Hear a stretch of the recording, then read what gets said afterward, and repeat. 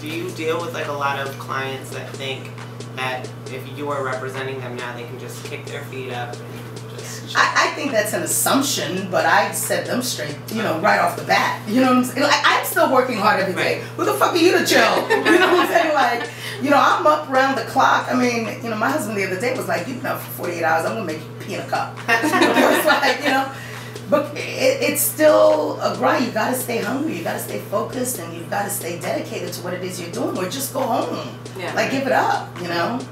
You like that? Yeah, right. As a manager, what are your views on Twitter? Like celebrities getting into... Listen, I think all of that. I think you've got to embrace, you know, technology. It's not going anywhere.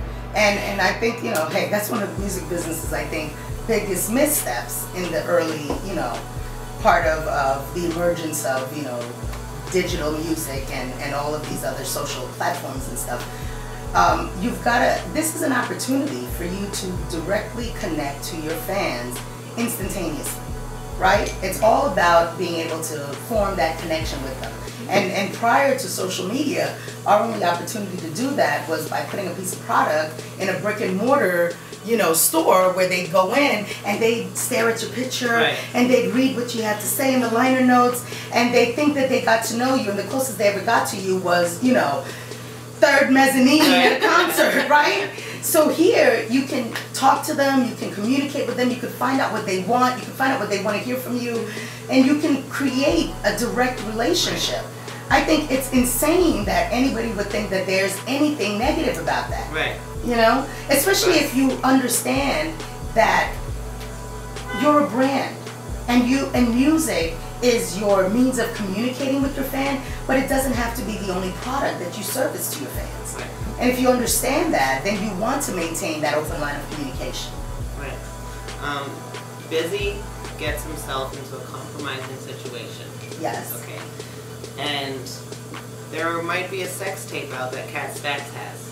What do you do as manager to kind of put that fire out just because this woman has kind of come in with the Soldier Boy and all this and clearly? Well, I mean, it all depends on, you know, at what point in his career. So, but listen, honestly, everything you do in life is an experience. You know what I'm saying? And if you did it and it's on tape and you let her tape it, right, you gotta ride that wave. You gotta tough that one out, buddy. You know what I'm saying? Like, shit, you should have thought about it at the time. Right. Yeah. You know, a lot of people are like, get that shit taken down. Well, didn't you say it? Right. Didn't you do it? You know, nobody made the shit up. Right. You know, so I just feel like the more attention you pay to that kind of shit, you fuel the fire. Right. You know, so right or wrong, it depends on how it would impact whatever it is that we had going on at the time. But for the most part, I'd be like, write that shit. You know? Take it. Exactly. Don't worry. Yeah. We should. Okay, so let's get into. Let's take a break and then we'll talk about your new show coming out too. Ah, really exciting. Love and hip hop.